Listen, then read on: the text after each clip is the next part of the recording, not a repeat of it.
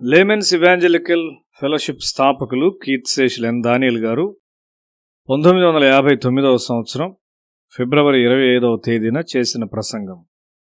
నిర్గమకాండము 23వ అధ్యాయం 23వ వచనము. నా దూత నీకు ముందుగా వెళ్ళును. నిజమైన భక్తి యొక్క చరిత్ర దేవుని ప్రజలు విగ్రహారాధికులైన ప్రజల నుండి ప్రత్యేకపరుచుకుని చరిత్రయై ఉన్నది. ప్రారంభం నుండి దేవుడు తన ప్రజలను విగ్రహముల నుండి ఎట్లు ప్రత్యేకపరిచాడో మనం చూస్తాం. నేను తప్ప వేరొక దేవుడు నీకు ఉండకూడదు అని మొదటి ఆజ్ఞ చెప్పుచున్నది. ఈ ఆజ్ఞకు ప్రథమ స్థానమునిచ్చుట దేవుని యొక్క జ్ఞానము నిశ్చయించినది. అయితే మనిషి విడిచిపెట్టబడిన విషయాలను పట్టుకొని ఉన్నాడు.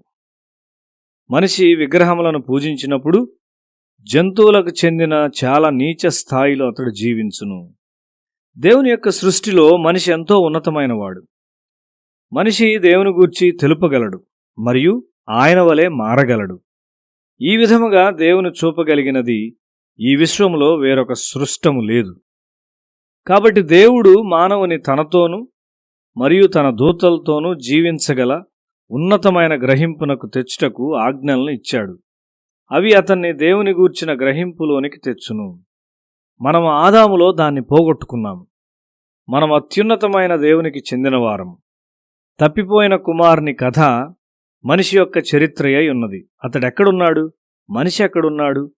అతడు పందుల మధ్య ఉండి తనకు తాను అసహ్యకరమైన వానిగా చేసుకున్నటకు వెదకుచున్నాడు. మనిషి మారుటకు ఒకే ఒక మార్గము నూతన జన్మ ద్వారా మాత్రమే. బాప్తిస్మము మొదలైన మార్గముల ద్వారా కాదు.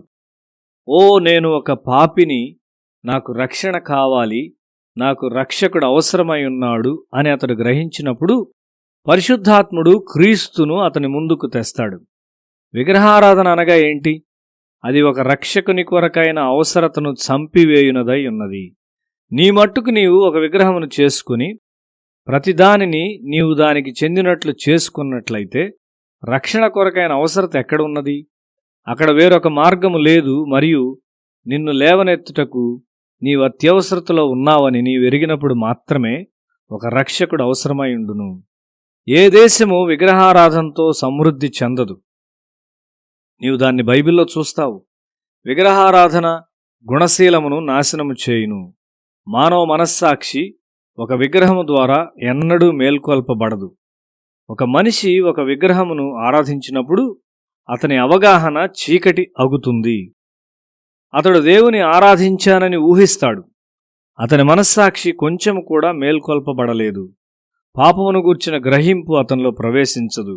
మరియు నేను పాపిని, నాకు రక్షకుడు అవసరమై ఉన్నాడు అనునది అతని హృదయం నుండి బయటకు రాదు. విగ్రహములు ఎన్నడూ నిన్ను నిత్యజీవమునకు నడిపించవు. కాబట్టి దేవుడు తన ప్రజల యొక్క చరిత్ర ప్రారంభంలో 10 ఆజ్ఞల్లోని మొదటి 2 ఆజ్ఞలను ఇచ్చాడు.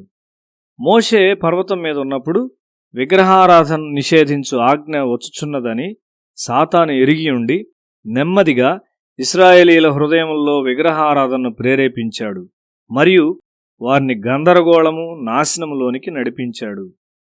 పర్వత శిఖరం మీద గొప్ప ఆజ్ఞలు బయలుపరచబడినవి. నిర్గమకాండము 32వ అధ్యాయం 1వ వచనం చూస్తే పర్వతము క్రింద ఇశ్రాయేలీల మధ్య ఒక విగ్రహము చేయబడినది. ఒక గొప్ప సూత్రం ఇక్కడ చూపబడినది. నీవు దేవుని సేవించాలని కోరినప్పుడు నిన్ను ఓడించుటకు సాతాను తన ఆయుధమును సిద్ధం చేస్తాడు. కాబట్టి మెలకువగా నుండి ప్రార్థించుము. ప్రభువునందు మీ భర్తలకు మరియు తల్లిదండ్రులకు విధేయులైయుండుడి. మొదట దేవుని జ్ఞాపకం చేసుకునుము. విగ్రహములను చేసుకున్న ఇశ్రాయేలీలు ఒక శాపం క్రిందకొచ్చారు. వారు వాగ్దాన దేశంలోనికి ఎన్నడూ ప్రవేశించలేదు. వారి మధ్య దేవుడు ఎటువంటి అద్భుతములు చేశాడు? ఒక నిర్మానుష్యమైన ప్రాంతంలో ఆయన లక్షల మంది ప్రజలను ఎట్లు పోషించాడు? సముద్రాన్ని విభజించాడు. గొప్ప రాజులను ఆయన ఓడించాడు. ప్రజలు వారికి బంగారం మరియు వెండినిచ్చారు. వారు వారిని వెంబడించారు, వారిని స్తుతించారు. ఇప్పుడు వారు దేవుని తిరస్కరిస్తూ ఉన్నారు. అయితే మోషే ఒక ఉన్నతమైన స్థాయిలో జీవించాడు. 32వ వచనం చూస్తే క్రీస్తు అక్కడ నివసించాడు. నా చిత్తము కాదు దేవా అని గెత్సెమనెలో క్రీస్తు ఈ స్థాయిలో ప్రార్థించాడు. ఇక్కడ ఉన్నతమైన స్థాయిలో మోషే కూడా ఉండుట మనం చూస్తాము. మోషే యొక్క ప్రజలు చాలా తక్కువ స్థాయిలో ఉన్నారు. మనం ఉదయకాలమున వాక్యమును చదివి ధ్యానించినప్పుడు మనము లేచి పరలోకపు అంచును తాకు ఒక మెట్టుకు వస్తాము. మనము దేవుని వాక్యము చదివినప్పుడు దేవుని ఆత్మ మనల్ని పైకి లేపుతాడు. అప్పుడు పేతురు వలె నీవు కూడా ఇక్కడ ఉండుట మంచిది అని చెప్తావు.